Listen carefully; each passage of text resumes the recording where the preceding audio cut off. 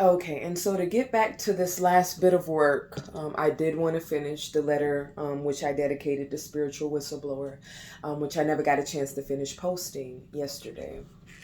One of the, or really, what really triggered me, to wanting to do this was that I noticed that Spiritual was getting real high and mighty. She was getting haughty. She was getting indignant, ungrateful, and it seems like she had forgotten where she had come from and what got her to where she is today. That I felt like her subscribers she have started taking for granted. Um, I felt like with the shift, with her moving from YouTube to Patreon, just like bam, bam, it showed in her actions like how she perceives us and how she views us, her subscribers, which I'm not anymore. Um, they also have this saying that a closed mouth don't get fed, and deep down, I feel like Chanel is bothered by ever having to ask for anything or show a need, a want. And in her life story, she have talked about being homeless before, and so maybe that ties in. But I think the bottom line, and at the end of the day, like a closed mouth don't get fed. And if she wanted more support, um,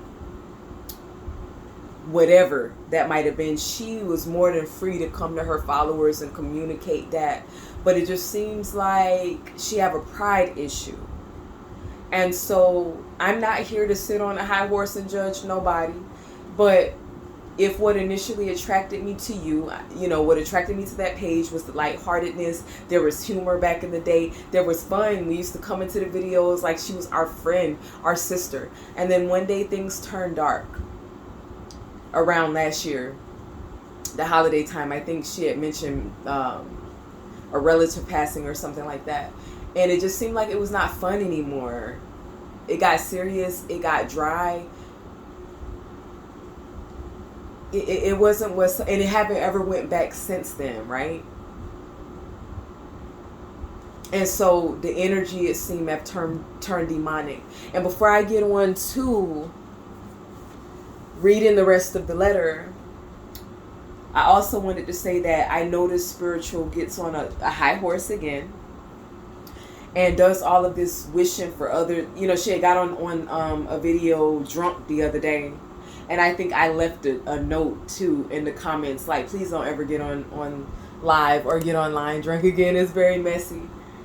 But just wishing her enemies and the narcissists to get sick and all of this bad luck shit. And it's like, girl, you got to be careful with that, because those words will have a way of being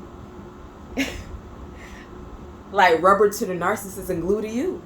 And you're actually speaking into existence your own fate. I noticed that Spiritual Whistleblower gets very reckless and careless with her words and doesn't seem to recognize the power and the weight that they do hold. And I can only pray for her that she doesn't end up in a Piccadilly off that. Okay, so let me get back to the work so I can move on.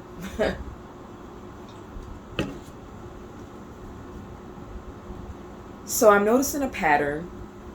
In the same way that you ran from Carolina to New York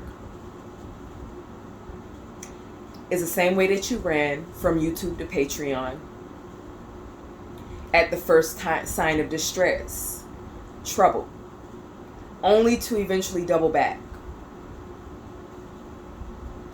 Is it because you cannot stand pressure or even the tiniest bit of adversity?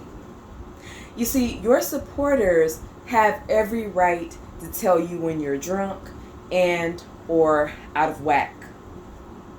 That comes with their support of you. They have that right. You see, Kevin's followers attacked a number of channels, none of which did I see fold.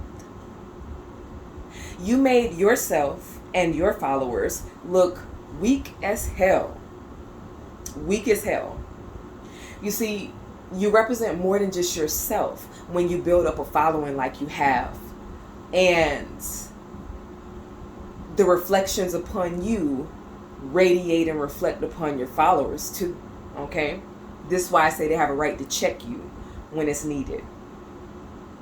Now, lastly, the picture that was posted of your daughter, that you've been threatening another channel, that if it's not removed, what you're going to do about it, was actually a screenshot from a video in which you had posted maybe a few days or a week prior. Basically providing your enemies with the perfect ammunition, fuel, and trigger.